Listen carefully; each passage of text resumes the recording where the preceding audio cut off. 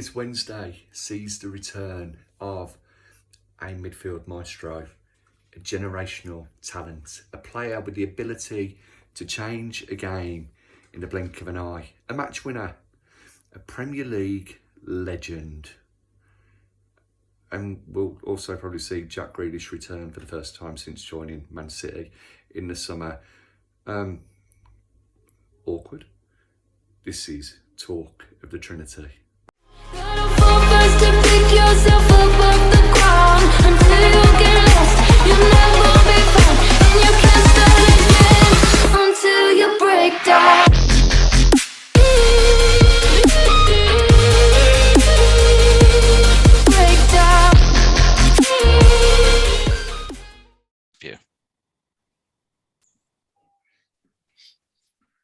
Hello and welcome to the latest edition of Talk of the Trinity podcast. I'm Baz Barrett. With me is Will Forrest, as always, to talk about all things Villa. But we thought this week that it wasn't enough just to have the two of us talking about Villa. So there's been some momentous events over the last week. So we need to bring somebody in. So this week, delighted to say we're joined by special guest Liam from Qatar Lions. Evening, Liam. Good to have you with us. Thanks for inviting me on again. No worries. Great for you to be here. And speaking of great, quite nicely links on to events at Selhurst Park, Saturday afternoon. Crystal Palace 1, Aston Villa 2. I suppose in terms of, before we go too deeply into the ins and outs of the game, it's just nice to win a couple of games in a row, isn't it? In terms of what a difference a week makes.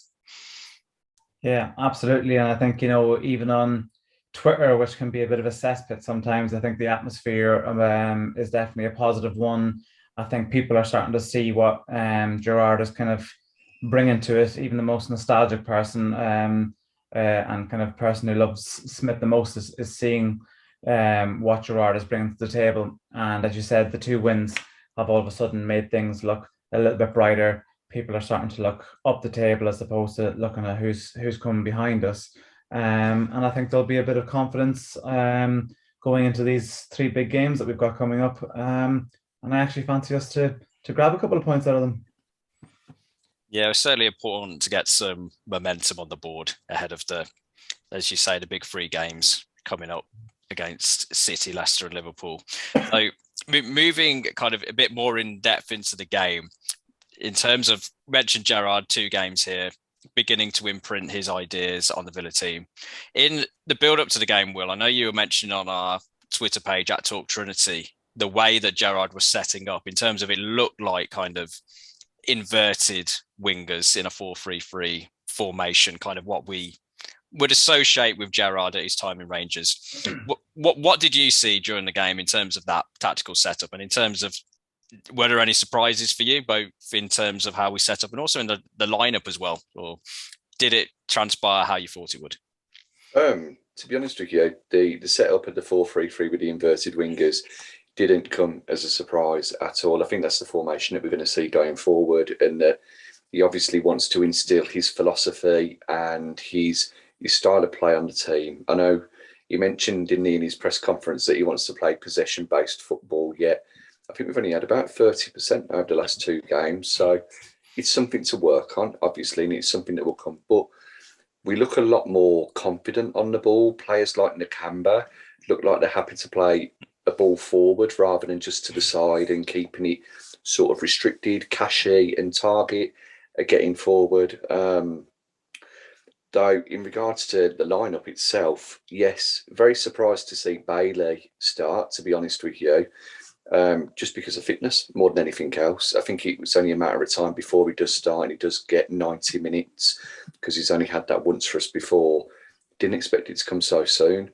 Ashley Young was also a surprise, but I think when you look at Gerrard's comments and what a lot of people with inside information have, Ashley Young seems to be somebody who's a bit of a lieutenant for him that he can rely on. He's our only player over the age of 30 as well, so he is our older head.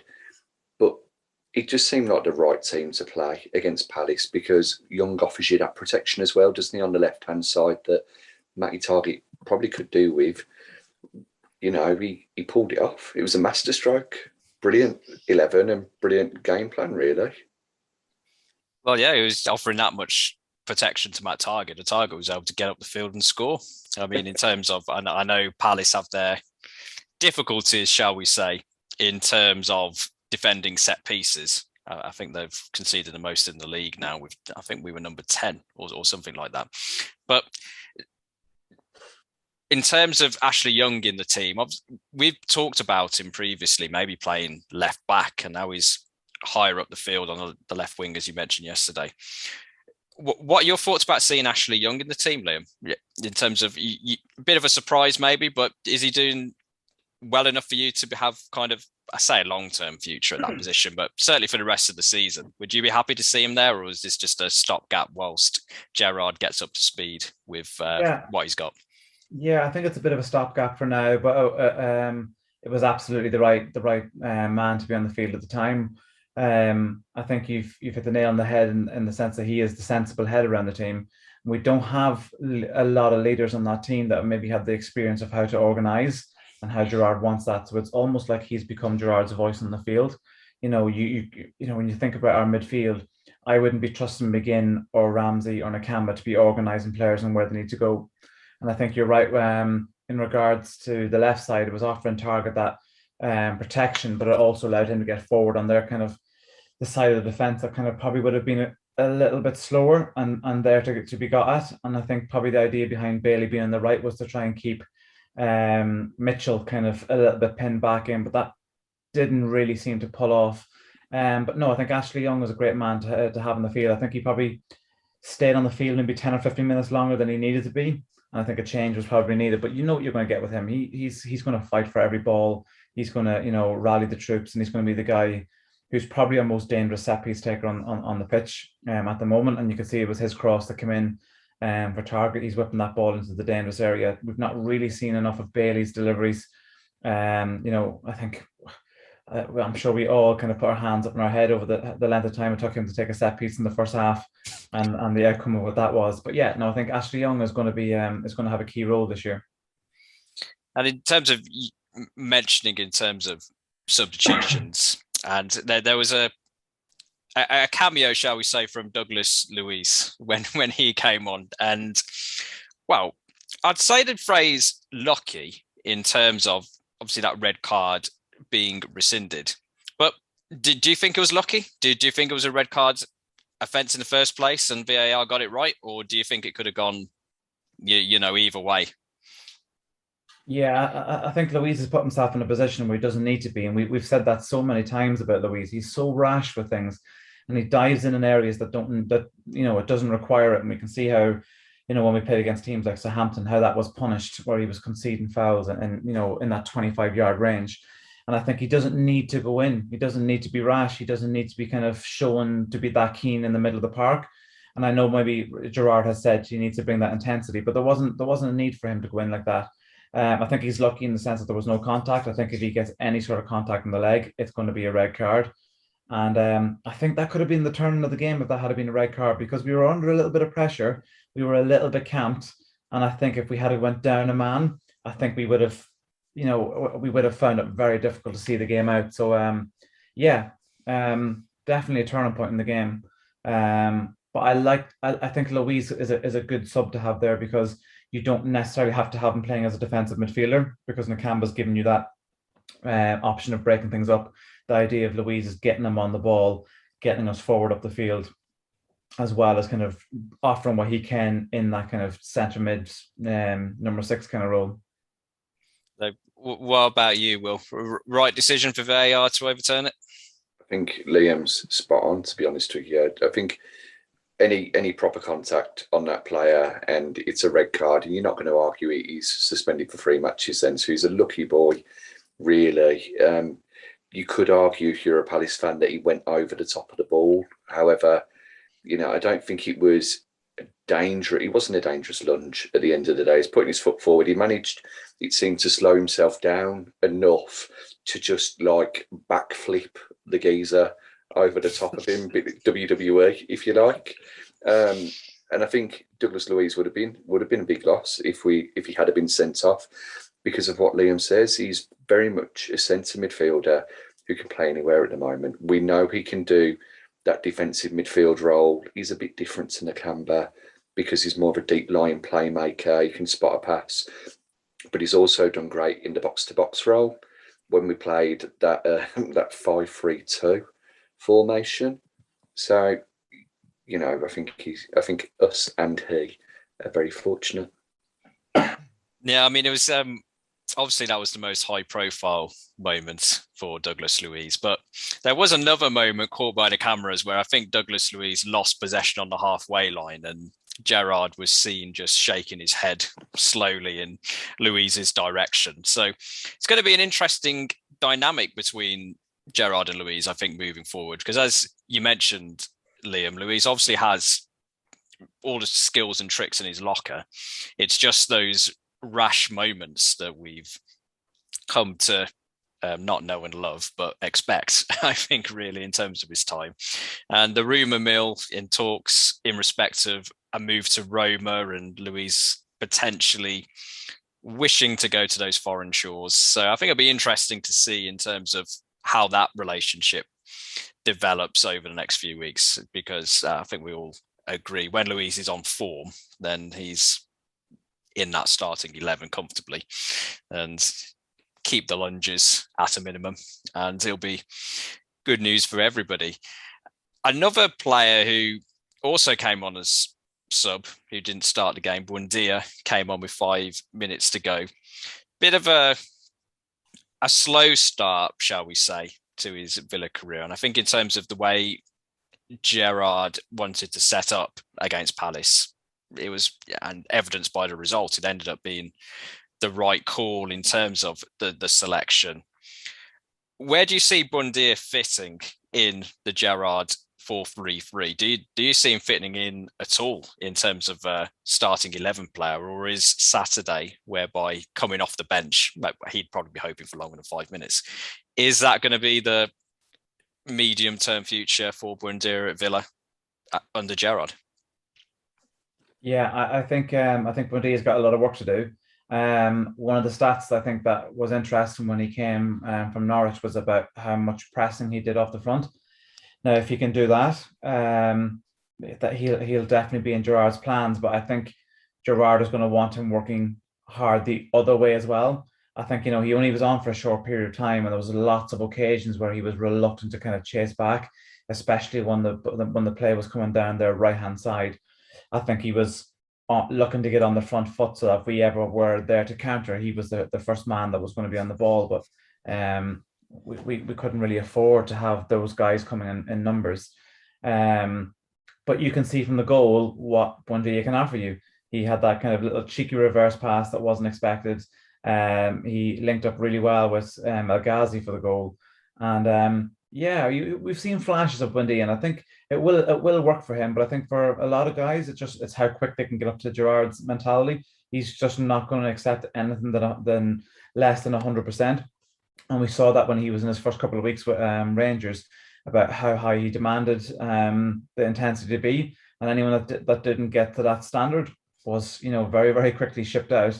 So it's going to be an interesting couple of weeks for Buendia. But I think he's definitely got the capabilities. I think Gerrard will have seen those flashes in training of what he can offer. And I think a bit like Luiz, I think he's one that has to impress along. And I think you can put Leon Bailey in that kind of category as well. For you, will still a feeling of Buendia just needs time to come good, and when he does, he'll be worth the wait. Definitely. Liam rightly points out there, you know, that he's shown flashes, he's shown glimpses. The goal against Brentford, their little reverse pass, as he says, to Anwar El Ghazi for the McGinn goal. And then you look at Buendia, and you also look at that defensive side of his game. And when we played Brighton, when we played Newcastle, he was getting back, defending, offering support to Matty Cash, which Matty Cash obviously would have been very grateful of.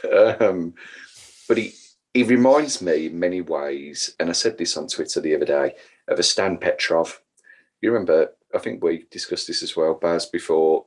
Petrov came into the team, all guns blazing, against West Ham in that 1-1 draw at Upton Park, and everybody thought, wow, what a player we've got here. And then he just went off the boil for months and months and months, came back in as a defensive midfielder, and no, I'm not trying to shoehorn anybody dear into the defensive midfield role, not after my Tyrone Mings comment the other week. But I think it'll just take time. He needs to get used to playing back in the Premier League again. It's obviously changed a little bit since he was here for Norwich. There's different expectations at, without wanting to sound disrespectful, a bigger club as well for us. And the price tag as well would have had fans thinking that there'd be instantaneous success with him, the same as with Danny Ings. But sometimes it just takes a little bit of time. I'm sure he'll come good. I'm sure he'll get minutes over the next few games as well, and will start to show his worth before the end of the season. Yeah, I think especially with the December New Year period coming up, a lot of fixtures coming thick and fast over that period. So you'd anticipate there'll be squad rotation going on towards the latter end of the month. And as you mentioned, Liam, if some players are not seen to be up to Gerrard's standard, then the January transfer window will be a very interesting place in terms of waiting to see if their agents receive a call about an offer going elsewhere. But in terms of, we mentioned Buendia in the build-up to the second goal from McGinn. Again, without getting too technical to begin with, what a great hit. In terms of, he has that in his locker, McGinn, in terms of, he doesn't score very many terrible goals. Usually he scores when we don't win. So it was nice to have that combination of a great hit, sealing a great win. In terms of, I've been quite a big fan of McGinn during the course of this season. I thought he would be the player to step up when Grealish went. He had a bit of a down patch for a couple of weeks when the team wasn't doing particularly well itself. What are your thoughts on McGinn this season, Liam, apart from great goal yesterday? Do you think he's stepping up in terms of that midfield? I think he's trying to. And I think under Smith, I think that was probably part of the problems. He was pressing when he didn't need to, and they were just bypassing him with simple passes around the corner from him. And he was trying to almost be that person that lifted the team up. And what was happening was he was coming in little kind of 10-minute spells, and then he was gone for a little bit, and then he was coming back in again. I think this new system really suits him, and I think he is going to really flourish under Gerrard. The inverted wingers closes things up for him. So I think my understanding of what I've seen from the games, and I'm very happy to be corrected if people are seeing it differently, is the inverted wingers are almost pushing the play out to the wingers. They want to kind of put the opposition kind of going out wide. So it's almost like the press comes from those front three to try and push out to the wings, and then that's where McGinn's coming in. He's pushing and squeezing then close to the touchline, so that basically their back line have either got to go back to the centre back where Watkins is going to be, or go down the line to where Cash is going to be. So that pressing game, which we know is what McGinn has got, it's the intensity that he brings, and he's able to do it in short spurts. I think that's going to really help him under Gerrard. I think under Smith, I think there was too much of a reliance on him to be doing the defensive side of things. Now, he doesn't want to do that. He wants to be on the front foot all the time. So I think he tries to use his backside to turn players in the wrong positions when he was under Smith, and we were getting caught out, and where mistakes were coming from it, where now he's doing that higher up the field. And the outcome of him doing a higher up the field is the defenders or the defensive midfield is trying to get a toe in, which is why the backside turn is so effective higher up the field rather than being pressed by a forward. So I think there's lots of elements to McGinn's game that I think we're going to see a different side of him under McGinn. And we know, I always think that McGinn scores better curlers than he does when he's trying to hammer home balls from 30 yards. And he telegraphs those hammers from 25. You can see him unwinding up when he's going for it. But yeah, his goals are always nothing short of spectacular. But I think he's going to be someone who's going to raise his game in this in particular under the Gerrard system. So I'm excited to see where he goes with that. Yeah, I mean, it was certainly the sounds coming out early on when Gerrard took over was that Gerrard was excited to be working with McGinn, seen as very much his type of player. I mean, Will, you've kind of pulled me back a bit on my McGinn kind of loving during the course of this season. How are you seeing in terms of where McGinn's going to fit under Gerrard? Are you as excited as Liam is in terms of seeing how he works together with Gerrard? Yeah, definitely. I mean, first of all, let me apologise that I've come between you and John McGinn and, and your love for him. You won't be the first. You know. That run of games where we lost 5 on the trot, John McGinn really didn't step up and wasn't the leader I don't think that we needed him to be. I've mentioned before, and I think it was one of our earlier podcasts where you said that you felt that he and Martinez were two players who would get into the team that you couldn't do without, or along those lines. And I remember saying, no, only Martinez. John McGinn, we can get by without him. We can get better players in. But when John McGinn's in the form that he's shown over the last 2 games, then he's a world beater and he deserves to be linked with those top teams, if you like, though you never want to see one of your players linked with them. I think he's been overshadowed a little bit this season by Louise and Ramsey at times as well. But yeah, what a great performance. He's obviously got a manager who's got a lot of faith in him. Steven Gerrard mentioned some nice comments about him in the Express and Star, saying that he's the glue that holds the team together on and off the pitch. And when you look at what he's contributing at the moment, you definitely feel as though Steven Gerrard could be the making of him. I mean, the finish, as Liam says, was beautiful against Palace. You can tell when he's going to try and hit those sledgehammers because he does seem like he's winding himself up like a McDonald's toy and, just slowly going across the table, and it's going a bit skewy. We saw what he did against Watford. His other goal against Wolves was great. And interestingly, it's the first time this season that McGinn scored in a game that didn't end 3-2. It might not be that interesting, but there you go. He scored for Scotland in a 3-2 win against Israel as well. But yeah, I think at the moment, John McGinn's got to be one of the first names on the team sheet if he carries on playing the way that he is. So, well, we love a good stat here at Talk Trinity. So, keep them coming. I mean, I was trying to think if I've got any. Not off the top of my head, unfortunately. So, we'll have to see if we can find some in before the end of the show. But I'd certainly agree with you, Liam, in terms of the way the team is set up now, certainly plays to McGinn's strengths. I think it's, from my perspective, what's been noticeable over the first couple of games under Gerrard is the space between the lines is a lot tighter. We were a lot, and as you mentioned, it's a lot tighter. We're a lot higher up the pitch, which, as you said, in terms of instead of trying to get the ball back kind of nearer your own halfway line, you're pushing it kind of higher towards the opposition box, force them out wide. I think that's certainly advantage McGinn, as you said. And also in terms of the team on a 5-game losing streak, in terms of, I don't think it was all kind of completely doom and gloom already planning a life in the Championship kind of bad, but confidence can go. And, if you're sitting back a bit, and in terms of the amount of shots that we were facing from a defensive perspective, you're just kind of there, oh God, the goal will eventually come. But the possession, as we mentioned earlier, we've had a lot less in the first 2 games, but, as you can use in different contexts in life, it's not how much you've got, it's what you do with it.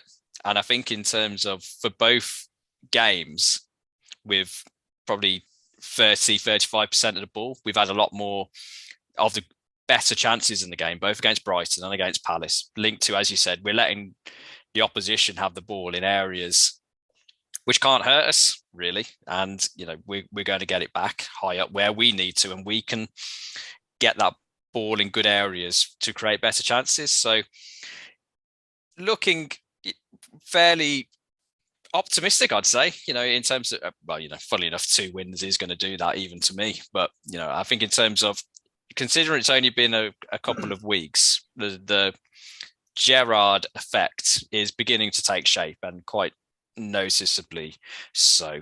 But I suppose before we move on to have a look at the City game in preview, this back to you, Liam. In terms of Gerrard coming in, were you one of the person advocating Gerrard in, or were you a little unsure before the appointment was made? Do Staunton, weren't you? I'm the gaffer. Yeah, no, I think he was probably the best of a bad list. Some of the names that were there were not really exciting me. And then I've seen some, there's some great Twitter pages out there for, the likes of you guys that like stats and stuff. And there's a page out there called Football Insights, which does shout out to them, whoever's running that.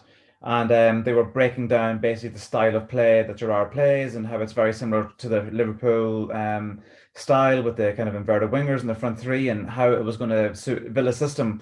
And the more I heard about it, the more kind of I was buying into it. And then you start hearing things about, is it Michael Beale is the coach there? And then again, we're hearing these guys. We heard a voice note. I had gotten hold of a voice note from an in-person as well about this stat guy that was coming down from Rangers as well, which apparently was being chased by Chelsea and City and United and all the top clubs, who apparently brings in a complete new element to the game as well. I think as Villa fans, we knew what Gary McAllister can bring to the table and what he knew about Aston Villa. So I've definitely started getting a little bit more excited. And I think when the approach was made, I kind of jumped 2 feet in with it. I don't think there was a better name on the list that we could have come in, bar actually. And that is I forget his name, the guy that United have gotten in. He was kind of being rumoured of looking to get back in the game, but he was probably a bit out of our reach in regards to if we were able to convince him. But no, I think I'm all in on Gerrard. I think one thing that we lacked with Smith was the kind of clear style of play, which is really, really strange because I think that was one of the appeals when he was at Brentford. You could see the system that he was trying to set up. You could see the intensity and the passing that he was trying to do. I just think recently with Villa, there was no real style. We didn't know what Villa were trying to achieve. There was too many hoof balls down the channels. We could see the gaps were too big. And in a very short space of time, Gerrard has come, and like you said, he's closed up those gaps between the midfield. You can see the style of play that Villa are trying to do, the short passing out of defence, the link up play between the likes of Mings and Ramsey and Target, and the kind of the triangles that they're starting to do. So I'm very excited. I think he's a young coach who's going to want to improve himself. We all know the rumours as well of the Liverpool job on the horizon, but I think if he goes to Liverpool, it'll be because Villa's done a good job. He's done so well with Villa, so that can only be a win-win for us. And I heard an interesting opinion on it recently. When Klopp goes, there's going to be an enormous amount of pressure to go in and succeed that guy, almost like an Alex Ferguson kind of effect of who replace. And you look at the team they've got there now. Salah's not, probably only got a few more years left in him. Mane, Henderson, Thiago, that's going to be a massive job to kind of replace all those guys. Van Dijk hasn't got too many more years left in him, so that would be a big rebuild there as well. So he might be very, very happy to take us towards Europe and kind of keep on building on that. So I'm all in. I've put all my chips on the table, and I'm willing to back him, and absolutely really excited to see where he's going to go with this. Yeah, I mean, in terms of listeners to previous episodes of Talking of Trinity will know Will was already in the parking lot waiting for the bandwagon to arrive before the appointment. We're currently penciling into the schedules for the end of the season, Will Forrest, I Told You So podcast to come. So preempting that massively, Will, you must be fairly pleased overall for the first couple of weeks of the Gerrard revolution. Well, yeah, I saw it coming. No, yeah. It was the same sort of thing, really, as Liam mentioned, and was mentioned by Dave from the Irish Lions as well. It was Gerrard. When I first heard him, I thought, Gerrard?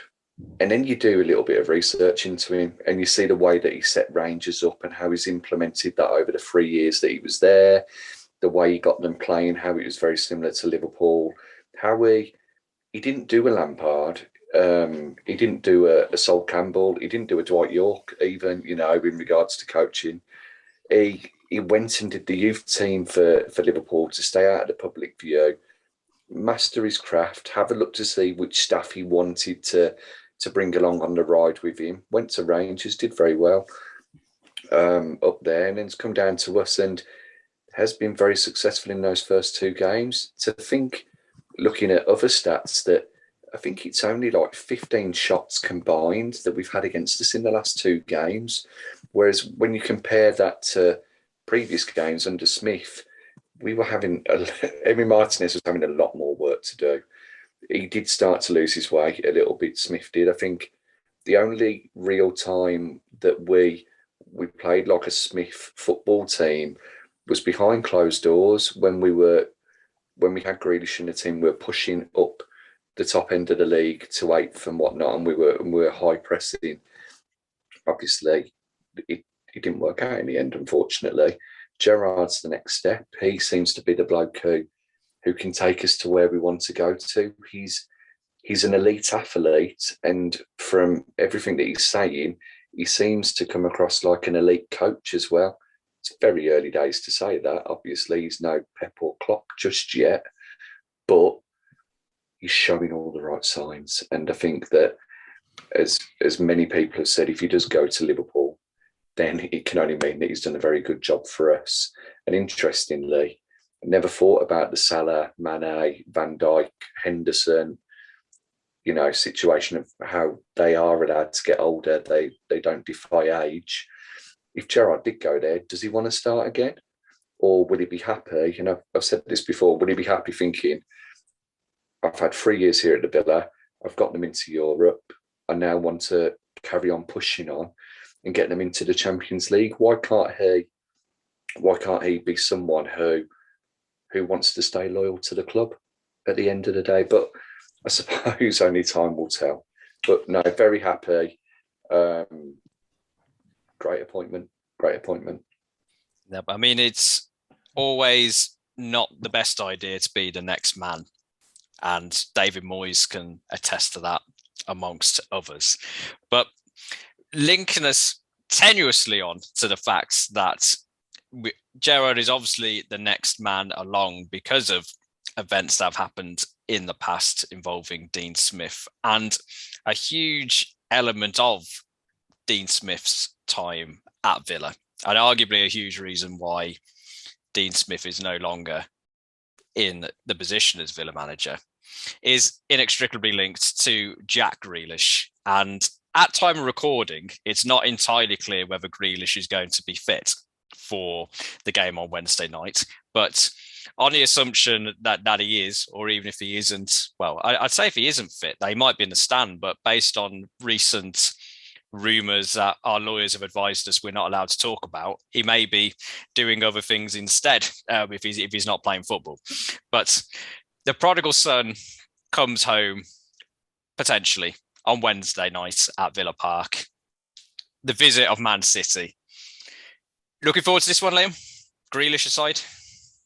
Yeah, I think it's a good kind of test, even though it's early doors, to kind of see where we're at. And for Gerrard's going to want to win that game. He's going to really want to pit himself up against the best. No disrespect to the Scottish League, but we know that it's not a whole pile of kind of quality managers that are up there. Yes, he's done it in Europe against some of Europe's best. But Pep, he's going to be out to get Pep. He's going to want to show that he can mix it up with the big guys. I think it's a good time to get City. I think, there might be an element of rotation in there, seeing as they will have played at the weekend. They're going to play midweek and then weekend again. And yeah, I think, I'm glad it's at Villa Park. We know what Villa Park is like under the lights, and Villa Park will be bouncing. I think the Grealish one's an interesting one. I think, Guardiola tends to be one of those guys who protects his players. I don't think he starts him. I think he knows that maybe Grealish hasn't been at his best, and I think he will not want the atmosphere and the occasion to get to Jack. And I don't see him starting. But I'd like to think I'm one of those ones who I'd like to think the Villa crowd wouldn't boo him that much. I understand it kind of ended on a little bit of a sour note, but the man did kind of single-handedly. I know people dispute that, but he kind of had us by the neck. I've got that picture of the Squid Games where your man's holding him up. It's almost like that was Jack holding up Aston Villa at times over the last 3 years. Some people tend to have short memories when it comes to it, but Jack done his bit for us. We did come away with 100 million better out of it, and hopefully, we'll be in a better place in a couple of years' time. But yeah, it'll be an interesting game. I think, unfortunately, that's a 11:15 kickoff in Qatar. So I'll see how far I get. I'll go to half time, and if we're still there, I'll push through. No, hopefully we get to half time with 3-0 up. So that will give you momentum for the second half. And I think in terms of the Grealish impact legacy, I would say if it wasn't for Grealish, we wouldn't be talking about playing Man City, because we wouldn't be in the Premiership. We'd either still be in the Championship, or we would have gone down in that first season that we were back. So hopefully he does get a good reception if he's there, is my view. I probably won't be at the game myself, unfortunately, but if I was there, I would applaud him. I wouldn't boo him. I mean, I think in terms of, I think he's the best player I've seen for natural ability down Villa since I've been there. So hopefully in time, if the legacy is a little mixed at the moment, hopefully in time that will change, is my personal view. Others will disagree, no doubt, but will take us away from this Grealish-induced nightmare. What things are you looking for in ahead of the game? Is it even particularly much of a focus on City for you, or are you going to be more looking in terms of what Villa can bring to the table under the lights? I think we need to look at ourselves more so than City, and look at how far Gerrard has come so far, even in just 3 games. It's not going to define our season. This game is not going to define what we think about Steven Gerrard either. But I think you can obviously see that the mentality that he has is wearing off on the players. It's starting to seep in and take them over, and they're playing every game a lot more disciplined now, battling for each other and taking the game to teams where they can because of the low possession stats. So it'd be very good to see how we set up against City. Will he try and adopt a different approach, or will he just carry on doing what he's done for the last 2 games? And also, looking at the starting 11, will he go with the same starting 11 that beat Palace against City, because he changed it obviously after the Brighton game? I mean, for me, we've got an advantage in some ways that we have an extra day's rest than City. But also as well, looking at Man City today against West Ham, they only made 1 substitution. So that's 10 players there who could be playing twice in just a few days. I think we do see quite a bit of rotation. I don't know what their squad depth's like, because they had 2 goalkeepers on the bench as well today. Yeah, only 8 subs, I think. Oh, was it only 8 in here? Well, not as bad as that Portuguese team, no. But there we go. Why shouldn't we be optimistic? We're Aston Villa. We're a team that can play very good football. We've got our tails up at the moment after 2 good results against 2 good teams. First team to beat Palace at Selhurst this season, and the first team to beat Brighton when they played away this season. Why can't we use that confidence and go toe to toe with City and try and get a win? It'll be interesting to see how we play. Yep, and we'll mention there the starting 11. Do we stick? Do we twist in terms of making any changes? If you were Steven Gerrard on Wednesday, Liam, do you play the same team as we did against Palace, or do you freshen up a bit? I think it'll be the same team. I think Ramsey is the only one I might be a little bit worrying about. I think he might be afraid about how the occasion might get to him a little bit. But I think Ramsey we've seen a new side to Ramsey, and kind of how quick he is and strong he is actually in his offensive running. And I think Villa will need that. I think Villa will want to hold on to the ball as much as they can when they're coming out rather than hoofing the ball. And I think they might look to Louise to kind of be that person who comes in and actually looks to get on it. I think Bale will be used to try and stretch them with his pace. Ashley Young again in regards to how he's going to organise. But yeah, I'm very interested to see what the tactics will be on this side of things. I think it's one thing that we criticised Smith about a lot was the idea was just to kind of flood the back line and throw 5 in at the back, and hopefully it kind of close the spaces down. But actually, what will Gerrard bring tactically towards it? Because we know how good City are with the ball and without the ball, and how they link up. So that will definitely be an interesting tale. But I think it'll probably be as close to that starting 11. I think Ramsey's the only one. I would think maybe would they bring Ashley Young off and maybe bring El Ghazi on to try and run the wings, possibly. But I think he uses Young. I mean, for me, I suspect similar to you. I think we'll play the same shape, just simply because Gerrard is, as Will mentioned, in wanting to make a statement in terms of not wanting to take a step back against a big team. I mean, you mentioned in terms of Smith perhaps playing 5 at the back. I think where Gerrard is early on in his Villa career, I think he's going to be the opposite. I think he's going to say, we want to, as you mentioned, we want to go toe-to-toe with City. We're going to go 4 at the back. We're going to try and do what we've been doing for the last couple of games and step it up a notch. So in terms of, it'd be a brave move if we do that. I think we will. I mean, you're looking in terms of defensively is perhaps overlooked with City, because there's a talk City about all their attacking riches, even without a designated traditional number 9. You know, they're still not having too many problems finding the back of the net on most occasions. But defensively, at time of recording, second best defensive record in the league. So I agree. You know, you mentioned Bailey in terms of trying to stretch it.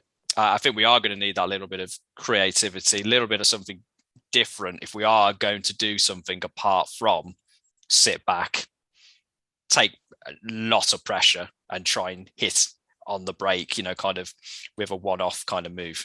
Though, for you, Will, tactically, is that how you see Villa setting up, or are there some potential curveballs you think we're going to be thrown in there? I think he goes for the same team again. The only couple of people who there's potential question marks over in my mind is Bailey and Young, dependent on whether they're fit enough to play as many games in as many days. I reckon Ashley Young's probably fitter than Leon Bailey at the moment and more likely to play in both. But if Bailey's got an hour in him, then start him, get him out on that pitch, get him running at whoever it is that City are playing at left back nowadays, probably Yao Cancelo, I'd imagine. And seeing what he can do there, trying to hurt them as much as he possibly can. Speaking of the lineups, I put a poll out earlier on Twitter, and funnily enough, the Twitter followers think that we'll start with exactly the same team again when we come to face Man City. I wouldn't be surprised, but then again, I don't think I'd be surprised if he threw somebody else in. The only player I don't think will start, well, there's many of them, but the one player, I don't think Danny Ings starts at the moment. He's still recovering from a knock. I think as well, Gerrard might want to try and just amend the way that Danny Ings plays a little bit, get him playing a little bit deeper, a bit more of a false 9 sort of role like Defoe did at Rangers and also like Firmino does at Liverpool. So that might take a little bit of time. But no, otherwise, yeah, that 4-3-3, keeping tight and compact, especially when we haven't got the ball. We're going to have to be patient, and then we're going to have to try and break when we can and catch City out to hopefully nick a goal. You know, when we played them last year, we nicked that early goal and went 1-0 up and eventually lost 2-1. Hopefully we'll be able to hold out a little bit better this time round. Yeah, I mean, you mentioned Danny Ings possibly not being fully fit, which is why he might not be in the starting lineup. If he was fit, would you play him? No, not at the moment. I don't see why you change it. Well, I say you don't see why you change a winning team. You can see with all the data and the match analysis that clubs have got nowadays, they can probably pinpoint from that who the best 11 is to play. Ollie Watkins, if you can keep him central and pressing on Diaz and Laporta, Stones, whoever's in defence, then he gives you a great option up front in regards to trying to pin City back. Danny Ings does press, but I think Ollie Watkins has probably got a little bit more in the tank than him at the moment, especially, as I say, with that recent injury. So for me, I'd stick with the same 11 and I'd have Watkins over Ings. I hate to say Danny, but I'd have Watkins over Ings at the moment. No, I saw a shake of the head at the Ings suggestion from you, Liam. I'm guessing it's an easy answer for you. No Ings in the team currently. No, I think Watkins plays that front role, that lone striker role so well. His pressing is very, very strong. His ability to win a header when balls have been lumped up for Martinez. His strength, I think, it's a no-brainer. I don't think Danny Ings was the purchase that we needed in the summer. I think he was a name, and I think it's probably was part of the downfall of Dean Smith as well. Dean Smith never plays 4-4-2, never plays 2 up top, and then all of a sudden we had a really disruptive preseason, and Danny Ings was trying to shoehorn him into his team. I don't think he's the man there. That's gonna. I think he'll be used in rotation maybe, but Watkins is the man to dislodge. The only person I would like to see thrown as a bit of a curveball is I'd love to see Philogene Bides come in. I would love to put him on the right side and just say your job is to run at Cancelo and pin him back, and then get Bailey maybe on the left side and do the same at Walker, and just because so many of their attacks starts from the full backs, and it's them getting so high forward and they join in as that extra man, almost like the same way that Gerrard wants our full backs to be. But if we just have 2 guys who are absolutely rapid, who are going to run onto the long balls if we decide to hoof the ball. Obviously Villa as well, I think, would love if John Stones was playing, because we will see him as a guy that we could absolutely get at. And I wouldn't be surprised if John Stone does play, seen as a guy who could come in and be a strong centre back. I wouldn't be surprised if the 2 centre backs completely change and they go Ake and Stones. But Guardiola, I think, will be weary of Villa Park under the lights and on the 2-game run that Villa are on. But yeah, interesting to see where Philogene Bides comes into all of this. I know Gerrard's gone and watched some of the under-23 games, and he's not quite breaking into the first team bench or anything. But yeah, we'll see. Let's see what happens.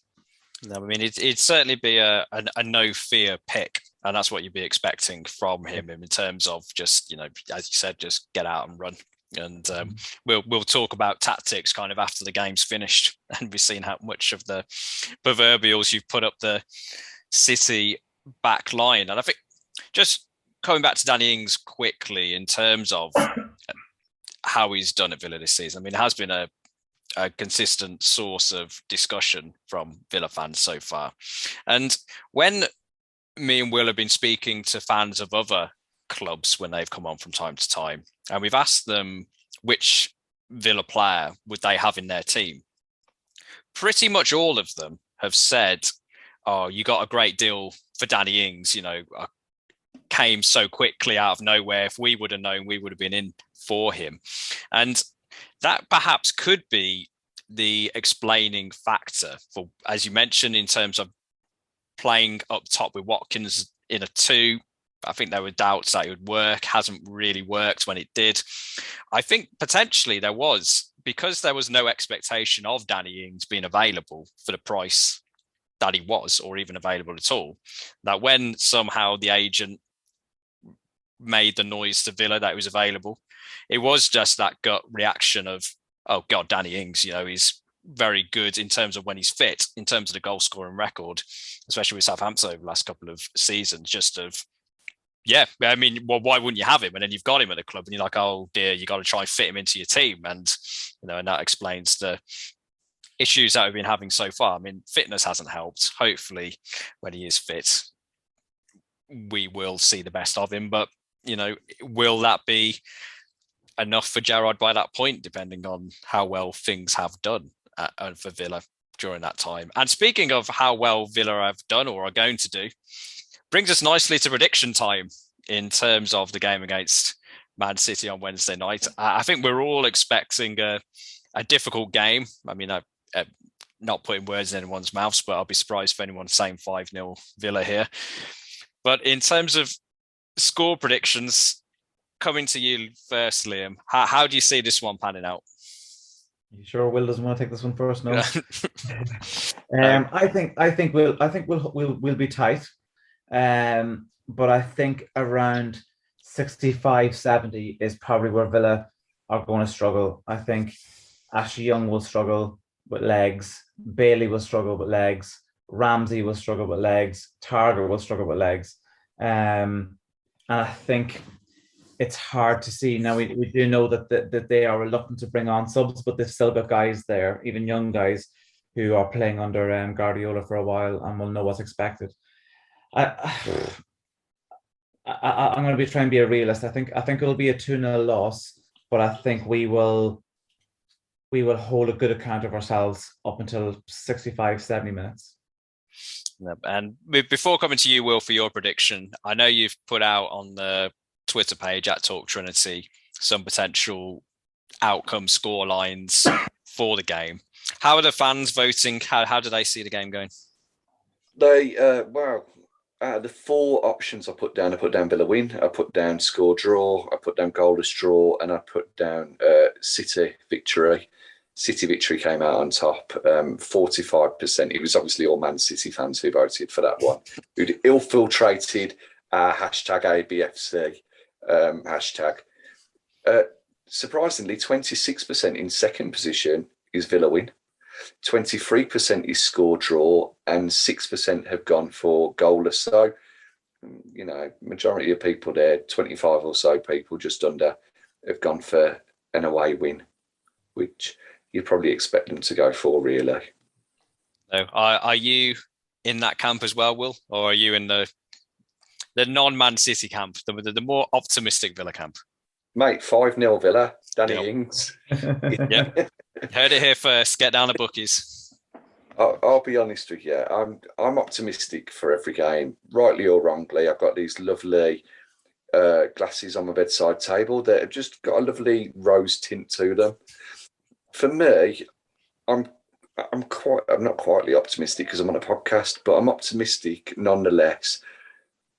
I think we could snatch a draw, and I don't think it'll be a goalless draw. I think City have got too much quality up top, but when you think that Grealish may be out, and if he does start, that Matty Cash will go through him anyway, that Foden may be out as well, and Jesus has done okay, but he's not really playing up front so much anymore.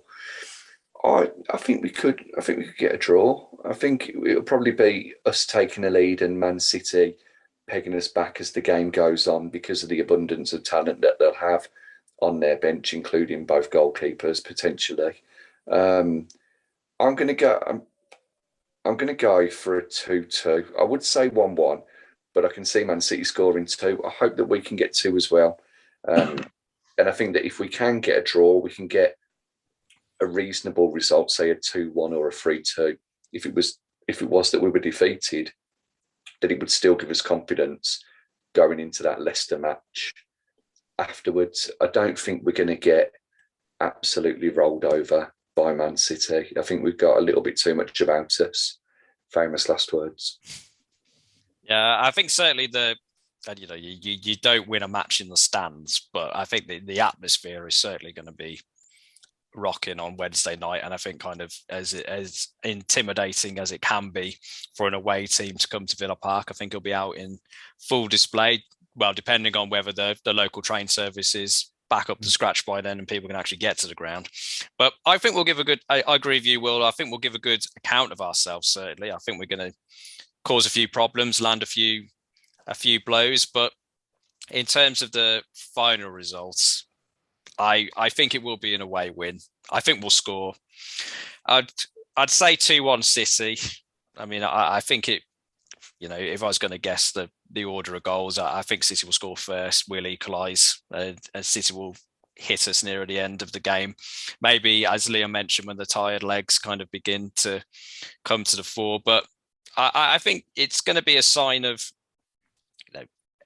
progress under Gerrard, as in, I'm not as fearful as perhaps I would have been at the start of the month in terms of when this game was rapidly rocking around the calendar coming up to it.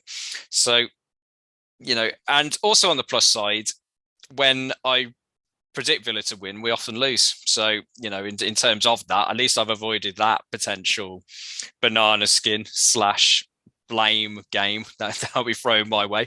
But hopefully there won't be too much blame on the pitch in terms of the Villa performance. And, regardless of win, lose, draw, a good performance, and looking ahead to the Leicester game on Sunday, be able to build some positive momentum going into that game. And speaking of going into that game, that will be the focus of our next podcast. Looking forward to the Leicester game. Also looking back at the Man City game to see which, if any of these esteemed pundits on your screen or your ears right now were correct in their predictions. But if it is 5-0 Villa, I don't know whether I'd be more happy or really annoyed if I hadn't actually gone and put a cheeky £10 on it, because I think I'd certainly be getting the drinks in if £10 on a 5-0 and that kind of came out.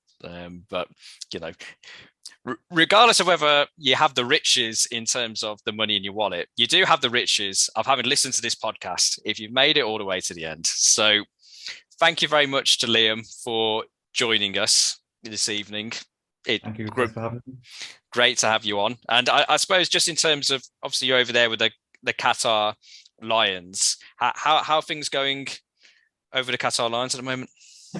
Yeah, we've gotten quite a few recruits in lately, so our numbers are up around 32, but just struggling to kind of get things together and people together at the moment. We've got lots of things kind of going on. The Arab Cup is happening over here, as starting now this week. And it's kind of almost been used as a bit of a trial run for the World Cup that's happening at the same time next year. So we've got lots of road closures and things that are kind of disrupting things a little bit. But yeah, we're hoping to kind of get everyone together very, very soon. The timings of games don't help us sometimes. As I said, we won't be able to meet up for the midweek game with it being on so late. And then next week is a 7:30 game, which is normally okay, but some of the kind of more cautious people who start work early don't tend to come out for those ones. So we're trying to get a few more out, but we're on the right track. Happy to have so many in the group and lots of discussion happening, which is always good. Yep, and hopefully you do continue to get a good turnout for the upcoming games. And well, even in the meantime, even if you're at the game or not at the game, you can check us out on our YouTube page and all our social media channels in the meantime. Obviously the listeners or viewers are checking us out on one of those right now, listening to those podcasts. But if they were spreading the word, where could they find us, Will? Oh, mate, they could find us here, there, and everywhere. They can find us on YouTube, as you've said, by typing in Talk of the Trinity. The same for Apple, Spotify, Google, Amazon, Deezer, Stitcher, and some other podcasts as well. And of course, they can find us on Twitter. If you don't follow us on Twitter, we do a lot of pointless polls. We do them most days. And we also make silly suggestions like putting Tyrone Mings into defensive midfield as well. But you can follow us there at Talk Trinity. Well, I suppose we'd better end this podcast just so the fans can go and have a look and see what pointless polls we've got on there. So thank you very much, Liam, for joining us today. Much appreciated. We'll have to catch up again later on in the season, hopefully still in the Gerrard honeymoon period. I think Will's always going to be in the Gerrard honeymoon period. I've got a sign for the game that says, Stephen, can I have your shirt? I'm going to take one of them down like everybody else does. I'm going to put please on it. And I've got a can of snakes as well that just pop out when a certain player runs past. I think that it's going to put you over the edge, in terms of both getting the shirt and also, getting increased publicity for the podcast, which is kind of all we need. So we'll leave you with images of snakes and shirts, maybe on people, maybe not on people, depending on the state and whether Will's request has been successful. But thank you very much for listening or watching. If you're watching us on YouTube, very much appreciated. We'll be back again with you soon, and hopefully you all enjoy the game on Wednesday. Cheers, Tar. Thank you very much. Up the Villa. Thanks, guys.